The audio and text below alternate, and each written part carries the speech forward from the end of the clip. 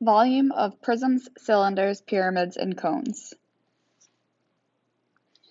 So volume is the space that a figure occupies. It is measured in cubic units, such as cubic inches, and we write it as inches cubed. If we were to abbreviate that, we would do our abbreviation for inches with the cubed symbol. So the volume for a prism or a cylinder, either one, is going to follow the rule of volume is equal to the area of the base times the height. And you can see I have color-coded everything. So whether you are looking at a prism or you are looking at a cylinder, the base is the shaded orange area.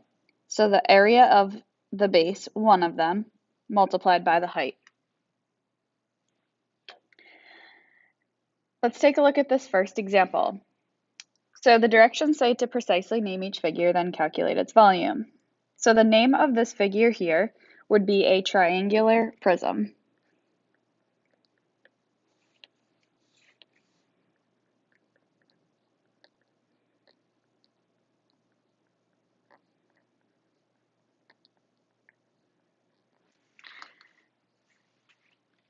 When I'm finding the volume, the first step that I do is I always calculate the area of the base.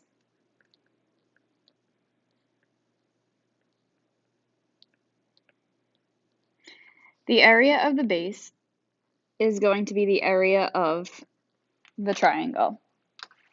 So when I calculate this, the area of a triangle is calculated by 1/2 times the base, which is 6, times the height, which is 10. When I simplify this, the area of the base is equal to 30 square meters.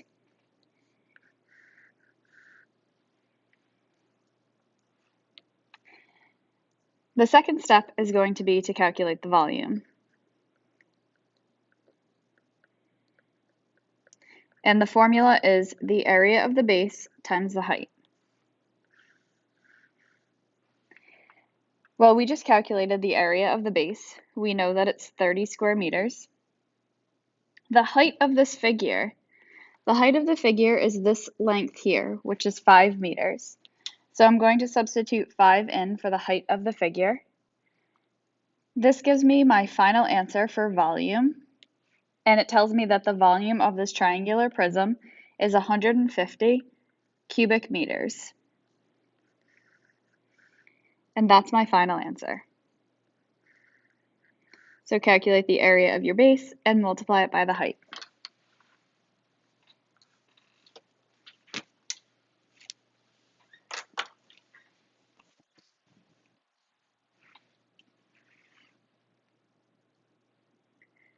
For the next example, we're finding the volume of a cylinder. We're going to follow the exact same process here.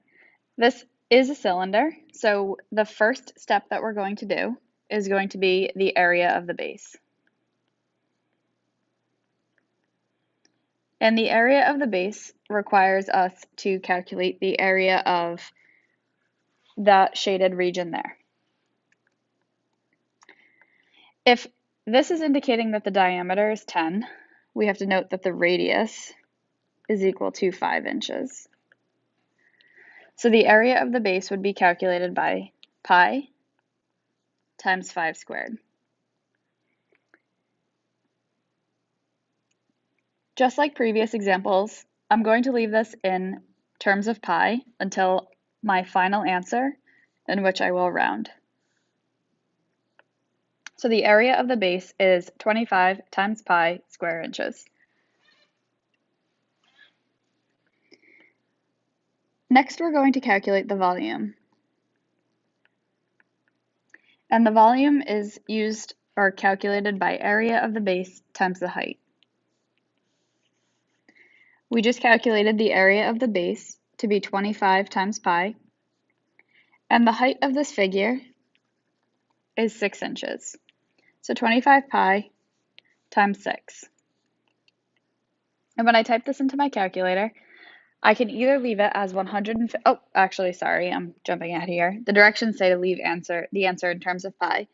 So my final answer is going to be 150 times pi cubic inches.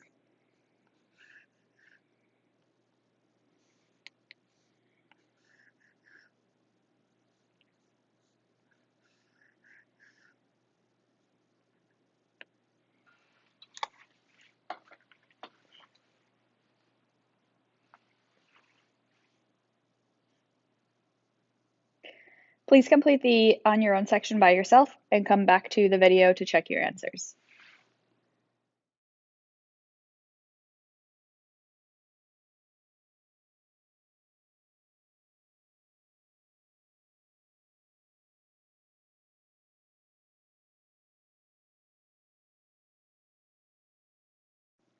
Next, we're looking at Cavalieri's principle. I've added a few notes for you. Right here we see if two space figures have the same height and the same cross-sectional area at every level, then they have the same volume. And over here you can see that I typed, you can find the volume of a right prism or a right cylinder by multiplying the area of the base by the height, which is this equation we've been looking at. Cavalieri's principle lets you extend this idea to any prism or cylinder. So imagine if you had a right cylinder and it was a stack of pennies and you found the volume of that. Then you took your finger and you slid the stack of pennies so it was no longer standing upright. You did not change the volume or the amount of space that that stack contains. You just changed its orientation, or you changed its shape as far as standing up or tilted over to the side. So using Cavalieri's principle allows you to still calculate the volume of a figure that is slanted by using the same volume formula that we've already been looking at. So if we take a look at number one has a diameter of 2 centimeters, which means the radius is 1 centimeter. And we can see that this figure has a height of 3. So the first step is the area of the base, and we're leaving our answer in terms of pi. So the area of this base is the area of the circle, which is going to be pi times the radius of 1 squared. Therefore, the area of the base is 1 pi square centimeters.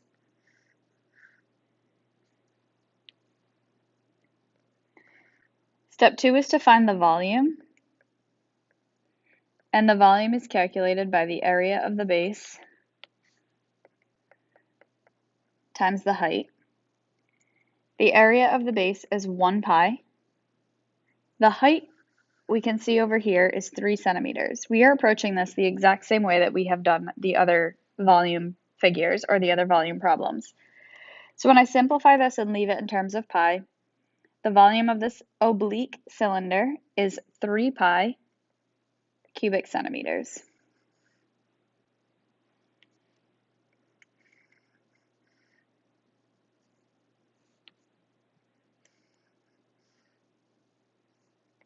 So if we took this figure and we stood it straight up, so it was a right figure, it would have the exact same volume.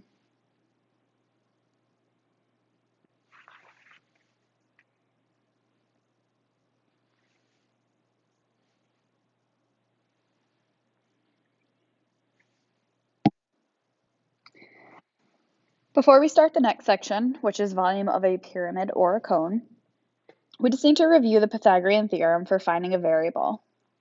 If we're looking at these three-dimensional objects, I see both a pyramid and a cone. My hint right here says the two-dimensional right triangle is formed by the altitude, base, and slant height. So I'm going to take a look at these. I'm going to go through them very quickly because we have done the Pythagorean theorem so much this year. But if we look at number one, this is a cone, which is a three-dimensional figure. However, if we break this down and we look at the height of the figure, the radius, and the slant height, we can form a two-dimensional triangle.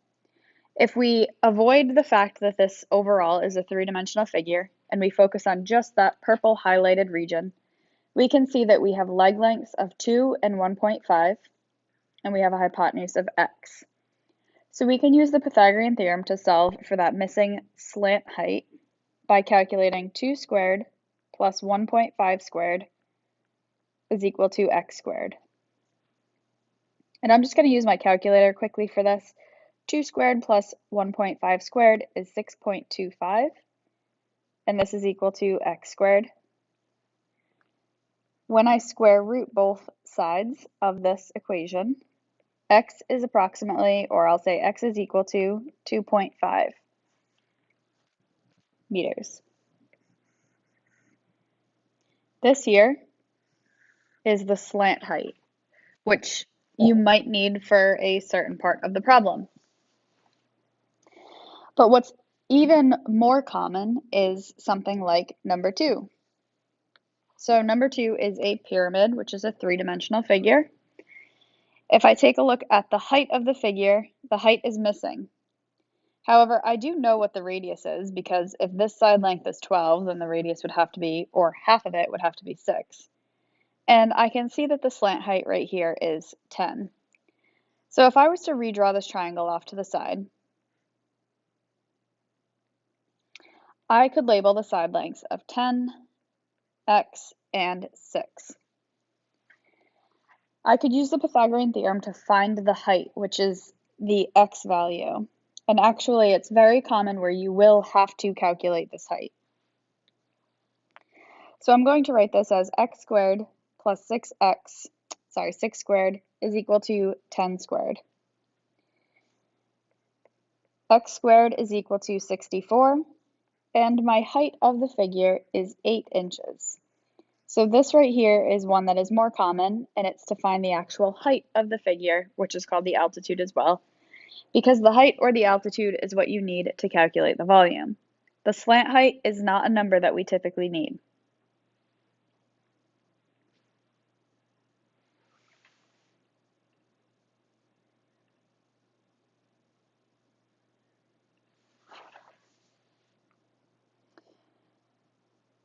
Okay, looking at the next set of volume problems, we're talking about volume of a pyramid or a cone, which of course follow the same volume formula. So whether you're taking a look at a pyramid, or you're looking at a cone, you are going to follow the formula that says volume is equal to 1/3 times the area of the base times the height.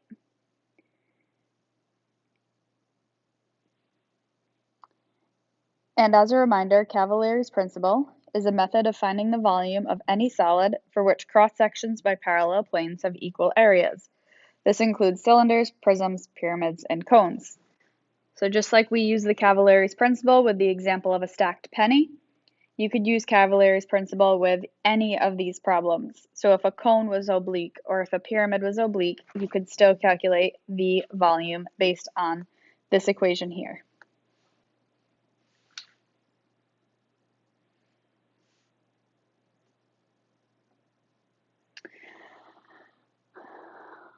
Moving on to the next examples.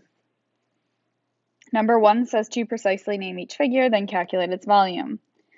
So this figure here is going to be named by the shape of its base, which has 5 sides. I'm highlighting them now.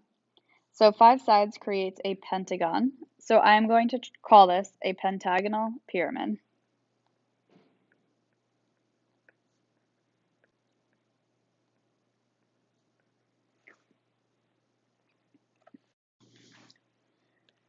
So when we're calculating the area of the base for a pentagonal pentagonal pyramid, we have to use the area of a regular polygon.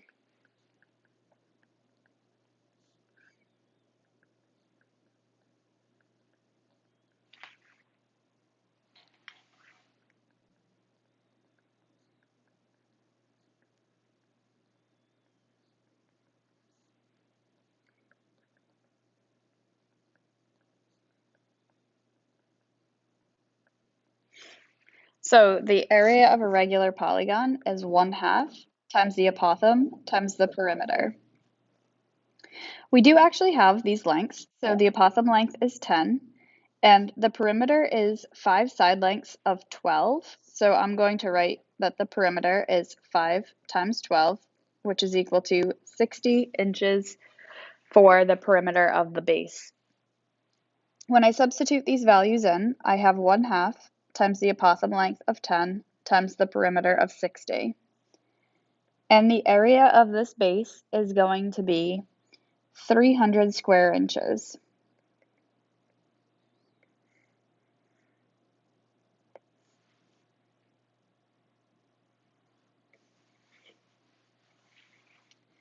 Once you have the area of the base, we do need to fill in the volume formula. And the volume for a pyramid or a cone follows the equation of 1/3 times the area of the base times the height. So I'm going to substitute in my data. I have 1/3 times the area of the base, which we just calculated at 300, times the height of 16. The height of this figure is located here. It is not the slant height, it is specifically the height, which is 16. And when I type this in, simplify it, I have 1600 square inches as my volume for this pentagonal pyramid.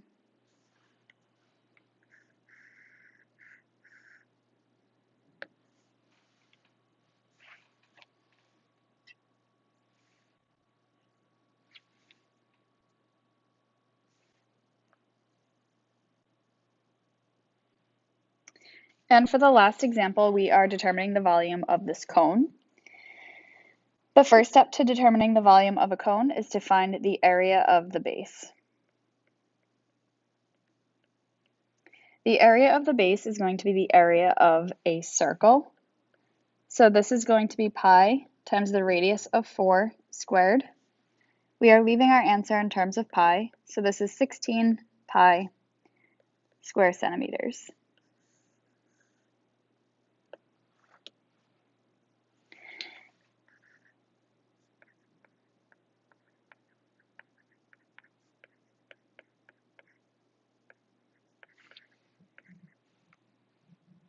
And the volume is 1/3 area of the base times the height, which is 1/3 times 16 pi times the height of 16.